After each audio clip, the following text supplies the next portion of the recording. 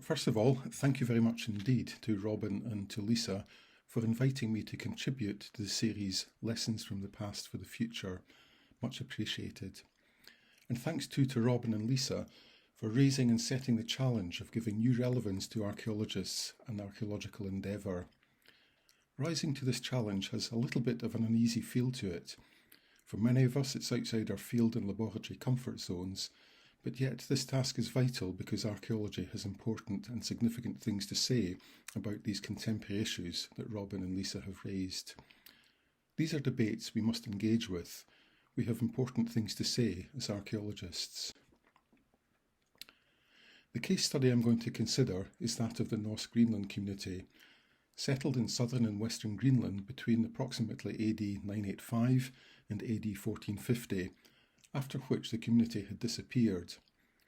It's a classic case, a classic archaeological case, from which to understand processes leading to abandonment, and now with much more nuanced data and interpretations than the earlier "it got cold so they died" scenario.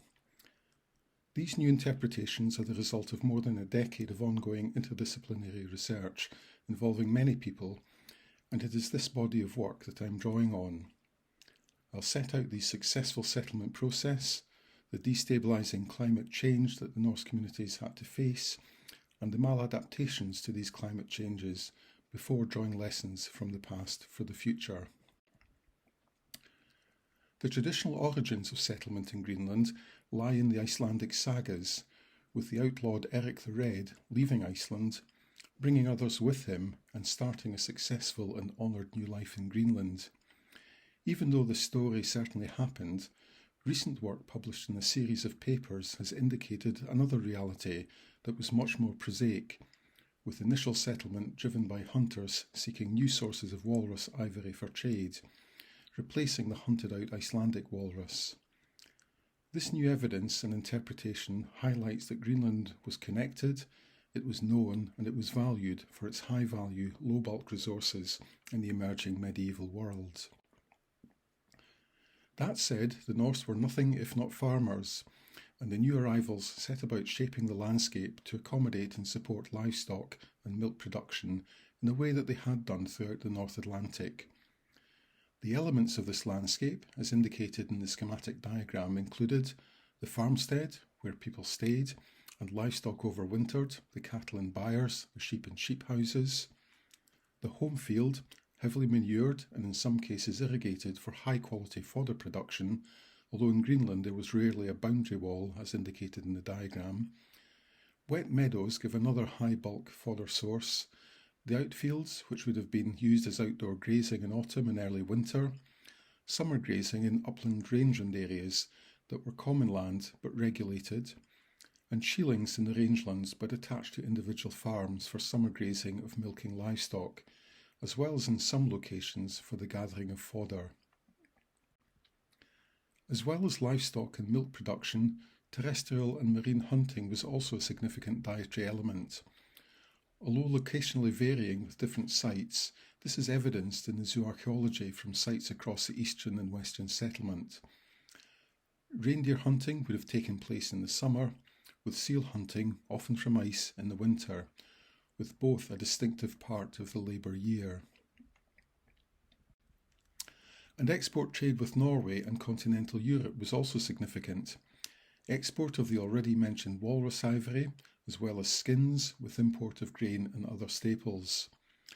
The site at Sandhaven, illustrated on the slide here, on the southern edge of Greenland, as well as being a large Norse farm, is widely recognised as a sheltered trade harbour, with Norse-age storage buildings.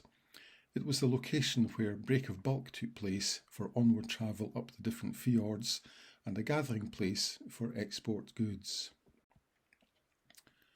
With these successful subsistence and trade activities came concentrations of wealth, usually expressed in terms of cattle, and the emergence of a hierarchical social structure.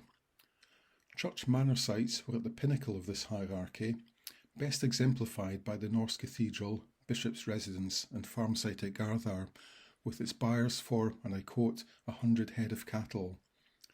Such large farms were seemingly supported by smaller farms in the surrounding landscape, of itself indicative of strong connectivities between sites. We have, therefore, a successful community, a fully functioning landscape based on previous experience from Iceland, Faroe and the Northern Isles, interconnected internally and externally. So far so good for the Norse communities in Greenland. A range of well-documented climate proxies derived from a number of Greenland ice cores, ice rafting data from ocean cores and historical documentation are available for the North Atlantic region. This gives us information on sea surface temperature, sea ice cover, temperature anomalies and sodium anomalies, with these sodium anomalies a proxy for storminess. From the earliest settlement through to around 1250 AD, climate conditions were relatively stable and enabling to the economic and social activities of the Norse community in Greenland. By around 1250, however, climate proxies start to indicate change to unstable extremes and much less benign conditions, readily observable in the peaks and troughs of the climate proxy graphs that we have here in front of us. In summary, the major climate changes and their timing that the Norse were facing from around 1250 onwards included, in 1257 through to 1260, a volcanically forced cooling. This would have been a shock, but not one that necessarily stimulated major social and economic change, but was an indication of things to come. From around 1310, a persistent cool temperature extremes, together with regular drift ice, the start now of the Little Ice Age. From 1421, evidence of increased storminess with a continuing coolness that at times had additional volcanic forcing cooling associated with it. These were much more difficult conditions for the Norse settlement and out with their previous experience and environmental knowledge. What responses then do we see to these new climatic conditions? The most obvious response, and based on an extensive radiocarbon dating programme from the eastern settlement, is contraction of the farm and trade sites to the inner fjord core, with outer fjord sites abandoned between 1250 and 1350, followed by abandonment of remoter inland sites. This speaks to a commitment to support the hierarchical structure, forced or otherwise, and a commitment to maintain the farm and farming activity as the basic social and subsistence unit. This is a default conservative Norse response to pressures that we see throughout the North Atlantic region. The Norse were nothing if not farmers, as we've said already. Much of the reason for the contraction would have been difficulties faced in fodder production and gathering for livestock, a system that was not well placed to accommodate these climatic transitions. And this is best exemplified in the home field, the area heavily manured to give the best fodder. Here we can see the manuring recipes in a home field area with a range of amendments as illustrated by micromorphology on the slide in front of us. The types of amendments or recipes that were involved in manuring the home field area included a mineral-based turf, the extraction and movement of turf across the landscape and into the home field area. Peat-based turf is evident, animal manures are evident, kitchen wastes are there, and a range of different kinds of fuel wastes are also evident within the home field area soils. What this did was to build up a cultural soil, an anthrosol horizon, in formal soil science terminology, stratigraphically sitting above the pre-settlement land surface. We also see increasing intensification of erosion event impacts on the home field from around 1250 onwards. When we start to examine the nutrient loading within the cultural soils, the anthrosols, as evidenced in the data set here, yes, there is some slow-release nutrients from earlier deposited charcoals, but the clear evidence indicates nutrient rundown and discrete areas of the home field where soil amendment is minimised. More, in effect, was being taken out than going in. This was an agricultural system which was already running down. A second issue with home field management related to climate change is that the creation of the cultural soil, the anthrosol, substantially reduced the hydraulic conductivity as measured in the field, In other words, the anthisol held more water. The ability to hold more soil water would have been a good thing in the summer months, especially with the drying katabatic wind effects coming off the ice cap, and indeed there are irrigation systems to supply additional water to the home field. However, in the winter months and in holding water, unlike the freely drained natural podsoils and Arctic brown earths, these soils would freeze. This has the effect of further reducing the growing season given the time taken to thaw out in the early summer. What was the right thing to do to maintain soil nutrient status as a Norse farmer in the Northern Isles, in Faroe and in Iceland was exactly the wrong thing to do in the climate change conditions of Greenland. Given the difficulties facing farming, dietary adaptation was essential, and this is evident in a substantial increase in a marine-source diet. This dietary effect is observed in skeletal stable carbon isotope signals, becoming heavier as the marine component increases, with zooarchaeological evidence suggesting exploitation of harp and hooded seal. This indicates that while outer fjord farming may have been abandoned, outer fjord coastal hunting stations, sometimes on the site of previous farms, continued servicing the upper fjord core farms. However, distance, isolation, and limited information flow, especially in an environment of increasing storminess, would have at the very least placed strain on the link between the inner fjord and the outer fjord marine hunting stations. That strain can also be expressed as a decline in active days.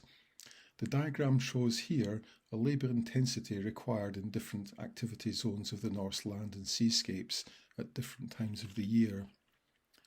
Crucially, the cooling climate reduced this active labour season with an estimated 1 month equivalent lost in moving into the post-1250 climatic reality and impacting, of course, on all aspects of the labour year.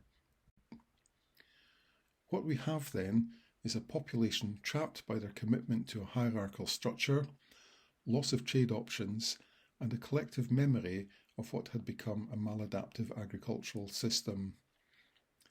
The adaptive and enhanced seal hunting response was effective, expressed here in this diagram on the narrowing or within the narrowing adaptive pathway, but ultimately too distant from the inner fjord area and unable to fully replace livestock husbandry as the primary food source. A full commitment to marine hunting was a viable alternative strategy, but would have meant a radical change to social organisation and location. The Norse chose otherwise, and the conditions for abandonment were set. So, to return to Robin and Lisa's challenge, what lessons are there for the future from this case study of the past, particularly in relation to abandonment? What we offer as archaeologists is a unique and essential contribution. We offer agency, very much a human dimension into how people adapt or do not adapt to particular changes in environments. We offer a unique and essential contribution in relation to timescales, and one of the striking features of this particular case study is just really how rapidly things change, almost over 100 years or so.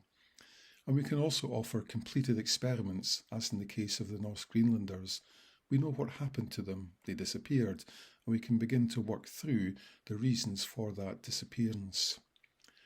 We can highlight key themes of adaptation and maladaptation, as illustrated by this particular case study, and we can recognise path dependency commitments based very often on a memory of how it was before, particularly in this case of an agricultural system that served a Norse community well throughout and across the North Atlantic region. We need to recognise inheritances that there are within particular systems of subsistence. The inheritance of the anthisol, for example, great at one level in sustaining nutrients in different parts of the North Atlantic, problematic when it comes to water and freezing of water in a climate change Greenland. And we can identify themes of early warnings in this particular case study. The beginnings of movement of people is one very clear early warning of change in response to climatic variances. To get at these unique and essential contributions, to get at these key themes, we absolutely need to have interdisciplinary analysis. This isn't simply about archaeology, it's about a range of disciplines contributing into the discussion to give us the retrofactual narratives of successful and unsuccessful cases, to give lessons by analogy, if you will, and also to give counterfactual scenario analysis, to give, if you will, lessons by experiment. And we need to learn, as archaeologists and indeed as interdisciplinary scientists, to communicate our lessons. We need to communicate our lessons to communities in a culturally sensitive way and to all social groupings so that they can see the relevance of archaeology. And there's some fantastic examples of this going on in Greenland at the moment through the response programme. And we can also communicate at a different level by contributing into major IPCC assessments. The Norse case study is one example that is included in some of these IPCC climate change assessments. So we do have key roles to play in all of these themes, and we need more case studies to examine and to understand so that we can contribute in this way. Thank you very much for listening. I hope you find it of interest, and I'm very happy to answer questions by email should you wish to get in touch with me. So thanks very much again.